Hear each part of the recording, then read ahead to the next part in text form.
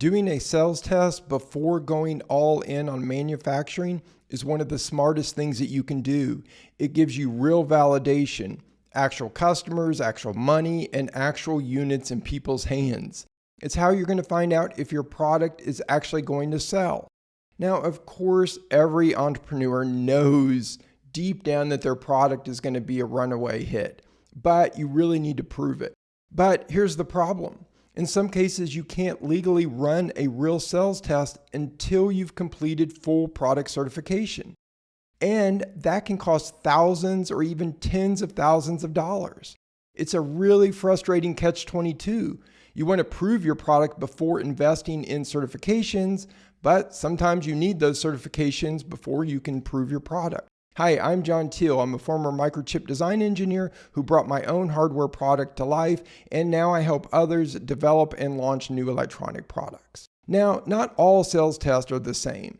If you're running an early sales validation, such as a reservation funnel, or collecting pre-orders, or launching a crowdfunding campaign, then you're not shipping units yet, so certifications usually aren't required. Watch out for my next video though, where I'll be discussing these early forms of sales test in more detail. If you want to do a retail sales test or ship units to paying customers, well, that's when things get a little bit tricky. So when are certifications required, and when can you legally test the market without them? Well, let's start with the big one if you plan to sell in the US, and that's FCC certification. And I'm going to talk about the requirements for other regions here in just a bit. Be sure you check out the link in the description below where you can get my guide on certifying your product along with the cheat sheet with all of their estimated cost.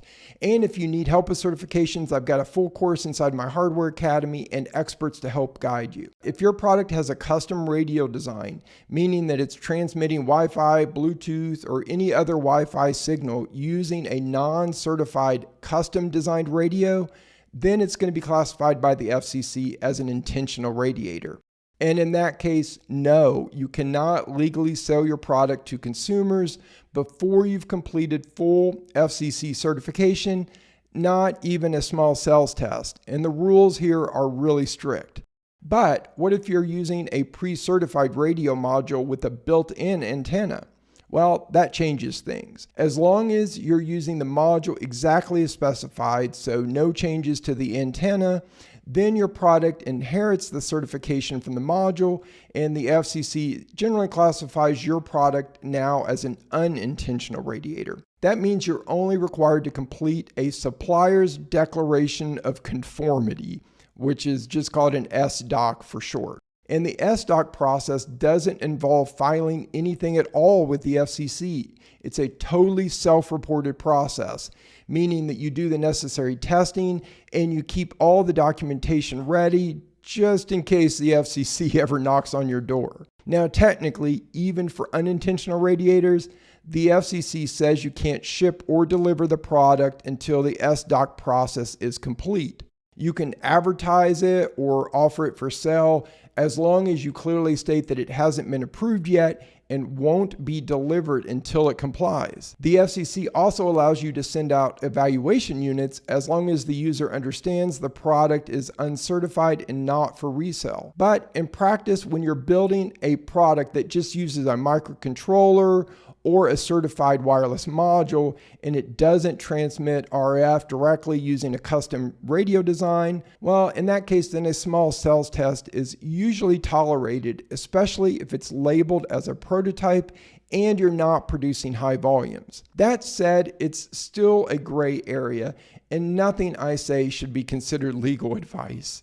You're technically supposed to finish your SDoC process before any public sales, but for early stage testing with unintentional radiators that are self-reported, enforcement is really extremely rare. Now let's switch gears to UL certification, which deals with product safety. UL certification isn't a legal requirement for most products, but there's one big exception: anything that plugs directly into an AC outlet. If your product connects to the mains voltage and hasn't gone through a UL or equivalent safety certification, it's considered a potential safety hazard. You absolutely should not sell these units to consumers, even in small batches. You could be legally liable if anything goes wrong and they burn down their house, for instance. So here's a general rule of thumb for certifications and sales tests in the US. If your product includes a custom radio that transmits RF, then you can't sell it, not even for a small sales test, until you've completed full FCC certification. On the other hand, if you use a certified radio module properly, small-scale test runs are usually fine, but are technically a gray area and still require a completed SDOC process. For products that plug into a wall outlet, well, you're going to need UL or some equivalent safety certification before doing any sales, or at least sales that require shipping the units to the customer. If your product includes a lithium-ion or lithium polymer rechargeable battery, stick with a certified battery, ideally one with UL 1642 certification. For products using a custom or uncertified battery pack, that usually requires additional safety testing before shipping to anyone. And for any lithium battery, even pre-certified ones, you need UN 38.3 testing, which is required to legally ship your product with the battery by air. For low voltage products without RF transmission, you're in the safest zone for early testing with minimal certification requirements in most cases. Just keep in mind there are special cases such as products intended for children or medical use, which typically require additional certifications, and in many cases, those will need to be completed before any kind of sales test. If there's any risk of harm to the user, assume the standards will be stricter. It's always a balance between staying compliant and moving fast, but knowing where the real boundaries are can help you avoid costly mistakes.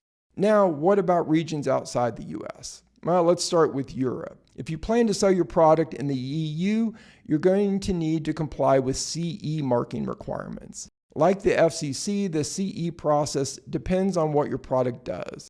If your product has a wireless radio or emits electromagnetic interference, then it falls under the Radio Equipment Directive or EMC directive, and in some cases, low voltage directive for AC powered products. But here's the good news. Europe also allows self-declaration for many products, very similar to the FCC's SDOC process.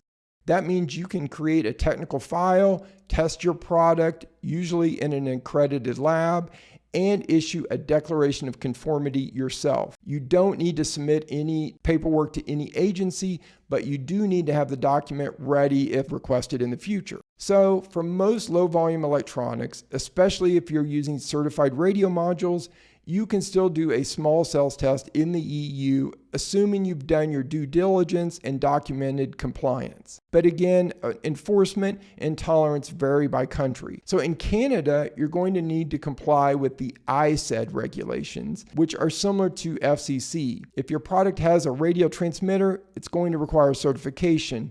But like in the US, if you're using a pre-certified module, you may only need to meet emissions limits for unintentional radiators, and you can often self-declare compliance. Other regions have their own rules. Australia and New Zealand use the RCM mark, and they also allow self-declaration for many categories. Japan and South Korea have mandatory approvals, especially for anything wireless. China and India can be stricter and often require in-country testing or additional documentation, especially for mass production. So the key takeaway here is if you're doing limited early sales and you're using a pre-certified module, then in many regions you can move forward with small sales testing, as long as you understand the requirements and document your compliance. But once you're ready to scale or approach distributors, full certification becomes mandatory and the risk of skipping it get much higher. Be sure you check out the link in the description below where you can get my guide on certifying your product, which also includes a cheat sheet with all of their estimated costs. If you found this video helpful, be sure you check out this video right here.